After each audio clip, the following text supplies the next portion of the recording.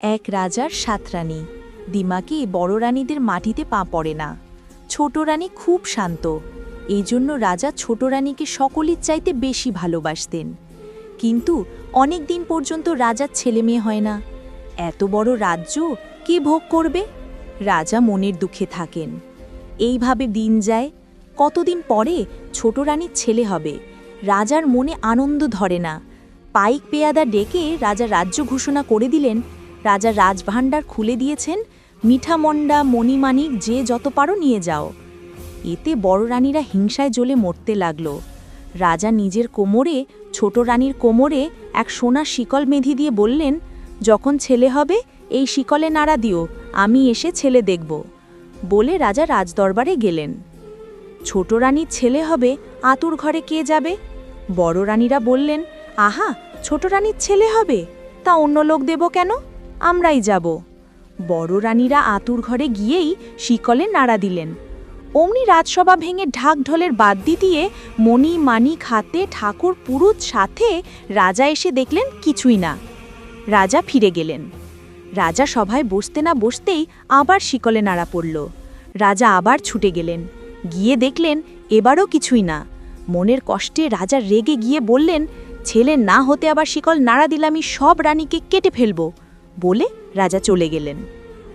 একে একে ছোট রানীর 7টি ছেলে ও একটি মেয়ে হলো। আহা, ছেলে মেয়েগুলো যে চাঁদের পুতুল, ফুলের কলি, আঁকু পাঁকু করে হাত নাড়ে পা নাড়ে, আতুর ঘরে আলো হয়ে গেল। ছোট রানী আস্তে আস্তে বললেন, দিদি, কি ছেলে হলো একবার দেখালি না? বড় রানীরা ছোট রানীর মুখের কাছে রঙ্গভঙ্গি করে হাত নেড়ে নখ নেড়ে বলে উঠল, ছেলে না, হাতি হয়েছে, ওর আবার ছেলে হবে? কটা ইঁদুর আর কটা কাঁকড়া হয়েছে। শুনে ছোট রানী অজ্ঞান হয়ে পড়ে রইলেন। নিষ্ঠুর বড় রানীরা আর শিকলে নাড়া দিল না। চুপি চুপি হাঁড়ি সরা এনে ছেলে মেয়েগুলোকে তাতে পুড়ে পাশগাঁঠে পুঁতে ফেলে এলো। তারপর শিকল ধরে টান দিল। রাজা আবার ঢাক ঢোলের বাদ্যি দিয়ে মণি মাণিক হাতে ঠাকুর পুরুত নিয়ে এলেন। বড় রানীরা হাত মুছে মুখ মুছে তাড়াতাড়ি করে কতগুলো ব্যাঙের ছানা ইঁদুরের ছানা এনে দেখালো। দেখে রাজা আগুন হয়ে ছোট রানীকে রাজপুরী থেকে বের করে দিলেন। বড় রানীদের মুখে আর হাসি ধরে না, পায়ের মলের বাজনা থামে না। সুখের কাঁটা দূর হলো।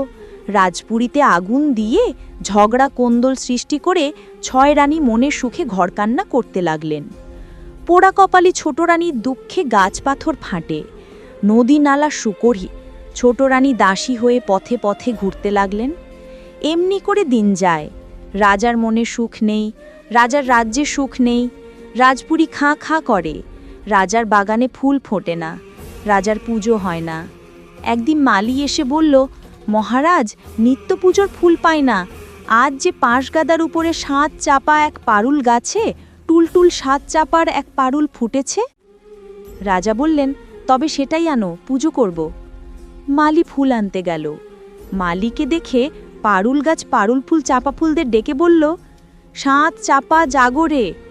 অমনি 7 চাপা নেড়ে উঠে সাড়া দিল, কেন বোন, পারুল ডাকরে?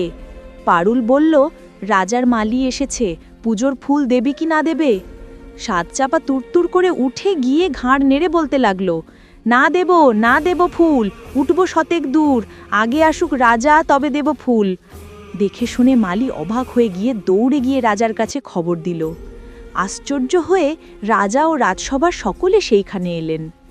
রাজা এসে ফুল তুলতে গেলেন। অমনি পারুল ফুল চাপা ফুলদের ডেকে বলল, 7 চাপা জাগরে। চাপারা উত্তর দিল, কেন বোন, পারুল ডাকরে? পারুল বলল, রাজা আপনি এসেছেন, ফুল দেবে কি না দেবে?